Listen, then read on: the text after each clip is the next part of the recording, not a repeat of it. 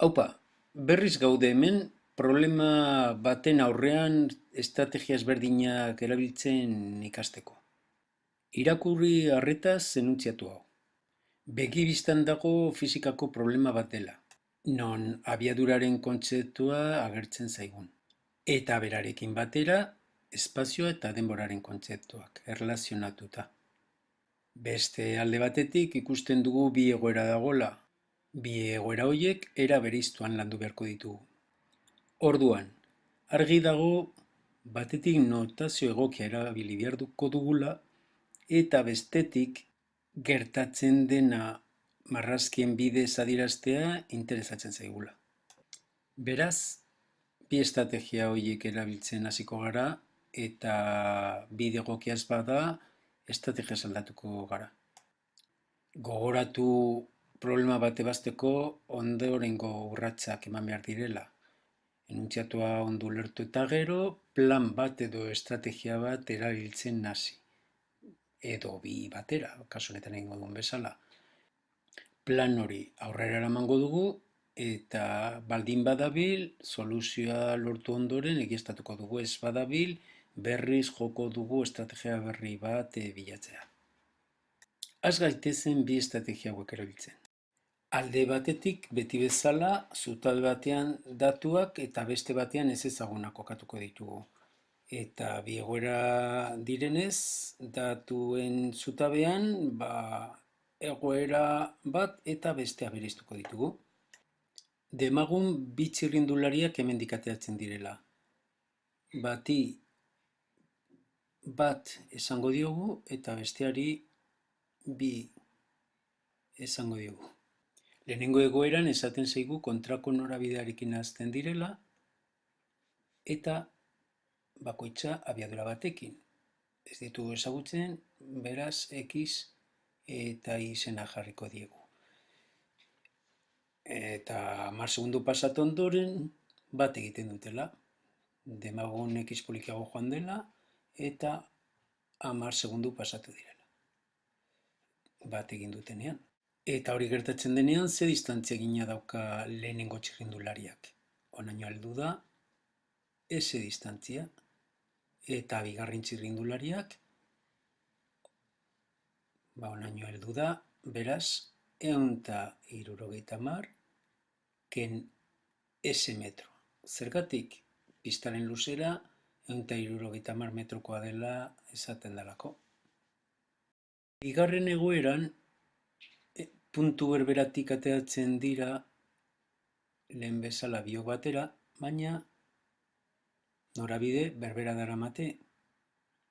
X abiadura eramaten duena lehenengo txirrindularia da eta Y abiadura edo azkarrago ibiltzen den Y abiadura eramaten du. Bigarren egoera honetan planteatzen zaiguna hauxe da. Lehenengo txirrindulariak bide hau egiten duen bitartean, bigarren txirrindularia azkarrago joan dela eta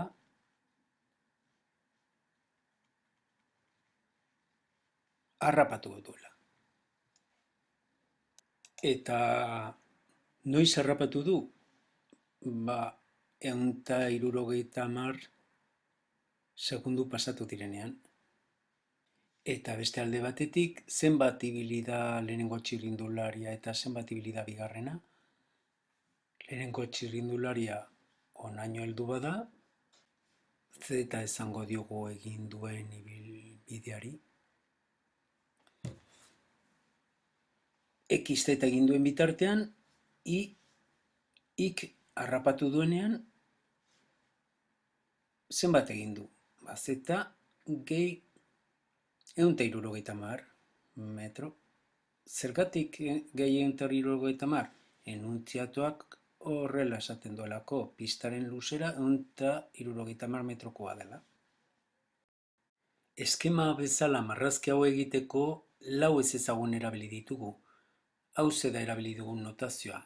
X lehenengo txirrindulariak eramaten duen abiadurari esan diogu, Y bigarren txirrindulariak eramaten duen abiadurari esan diogu, S A egoeran lehenengoa eta bigarrenak bat egin dutenean, lehenengoak egin duen distantziari esan diogu, eta azkenik Z B egoerako ezezaguna da. Zer esan diogu Z?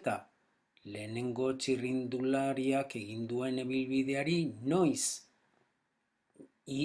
Buelta bat eman ondoren, bera zegoen lekura heldu denean. Lau ezezagun erabili ditugu, eta ea nola moldatzen garen adierazpen algebraikoen bidez erlazionatzeko. Marrazki bat egin dugu, baina bi egoera dagoen kasu guztietan bezalaxe, taulak erabiliko ditugu. Taula bat, egoera bakoitzeko. A egoera. Esan dugu fizikako formula hau edo hobeto esan da beste hau erabiliko dugula. Espazio, abiadura eta denbora bereiztuta agertu behar zaigu. Bi txirrindularien egoerak batena eta bestearena bereiztu behar ditugunez, baten espazioa, abiadura eta denbora, eta bestearen espazio, abiadura eta denbora, taula honetan adierazita utziko ditugu. Lehenengo txirrindulariak topatu diren momentuan egin duen espazioa ezezaguna da, ez deitu dugu. X abiadura eraman du eta 10 segundu pasatu dira.